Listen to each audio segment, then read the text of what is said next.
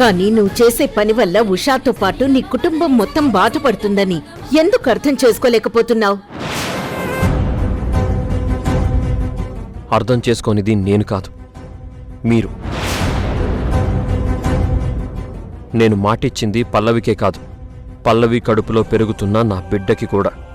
నువ్వెన్ని చెప్పినా నేను కన్విన్స్ కాను. నీ తల్లిగా నీ మంచి కోరి చెప్తున్నాను. దయచేసి మనసు మార్చుకో, నా మాట విను. నన్ను క్షమించమ్మా. నెమలి కంటి కిరణ్మయ్ కొడుకుగా నేనిచ్చిన మాటని తప్పలేను. ఎట్టి పరిస్థితుల్లోనూ పల్లవికి ఇచ్చిన మాటని నిలబెట్టుకుంటాను. అదే జరిగితే ఉష తట్టుకోలేదురా. ఉష ఉసురు తగిలితే మన కుటుంబమే నామరూపాలు లేకుండా పోతుంది. ఇంతకు మించి నేను నీకేం చెప్పలేను. ఏమనుకోకమ్మా, ఇంతదాకొచ్చాక నా నిర్ణయాన్ని మార్చుకోలేను. బొమ్మరిల్లు రాత్రి 8 గంటలకు మీ ఈటీవీలో.